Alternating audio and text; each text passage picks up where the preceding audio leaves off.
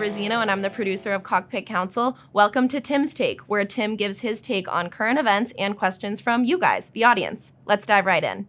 What is your take on building a relationship with the board as a legal leader? I think it's really important that you do that. I think you have to be deliberate about building those relationships, but it's important that two things happen. I think number one, it's important that the board understands that as a legal leader, you really have an intimate understanding of what the board member's role is vis-a-vis the company.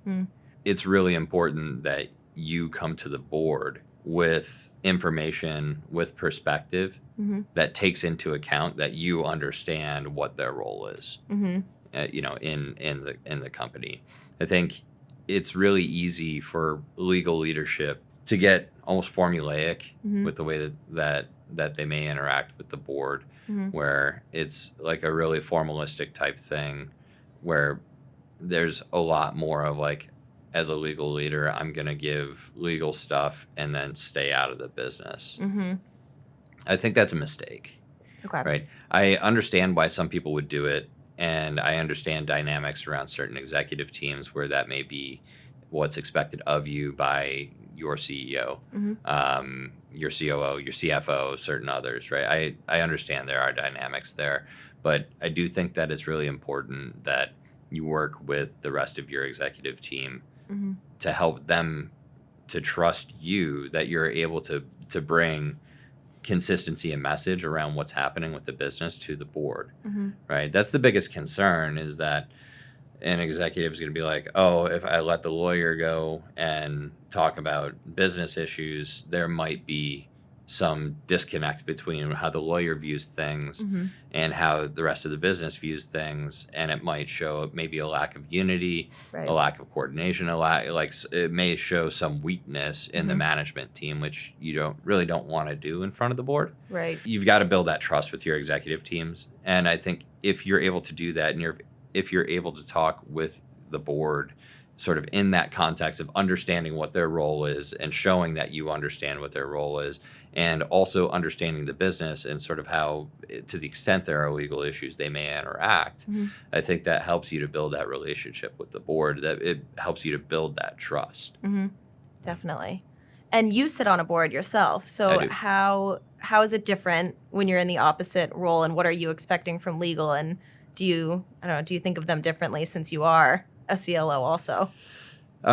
Yes and no. It's a really good question. So the board that I sit on is the New England Legal Foundation, and it's largely lawyers around the table, which is helpful. But it also directs things in a particular way. But I do have different expectations, having now sat in both seats, right? As a board member, I'm actively listening and trying to figure out how I can help. Like, I don't walk into every board meeting and be like, where does this president need oversight? Right. Like, I have a ton of trust in the leadership of that organization, that there's not going to be something that's like, oh, I'm gonna get it, and sort of lord that over people. It's more of like okay, I'm here because somebody thought that I would be helpful to be a part of this organization in this way. And so I'm listening for opportunities where I can use, whether it's my time, whether it's any talents that I have, or whether it's my network or anything else, how can I help the success of this organization? I hope that's not unique to me, but that's my perspective. Now, when I think about what information I want as a board member, it really is just like overall health of the business, and are we aligned with some sort of future vision? Question whether you agree with the vision or not.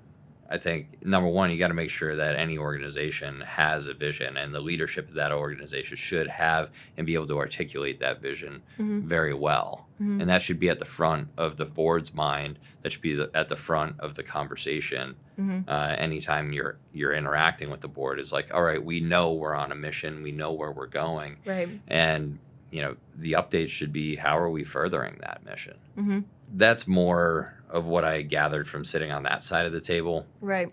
What that does for me on the other side here at Link Squares is, when I'm interacting with the board, I am very rarely talking about something that is not directly related to that long-term mission. Yeah. Right. Okay. If it's too myopic, I'm probably not the right person to be doing that. Right. If someone wants to really dig into some part of the business, let's get that business expert. And unless it's one of my functions, then that's fine. We'll do that. But my functions are distinctly different, right? Than many of the others where you would want to dig into very specifics of what happened here, what happened during this shortened time frame. Right. Thank you for listening to Tim's Take. You can send your questions to cockpitcouncil@linksquares.com.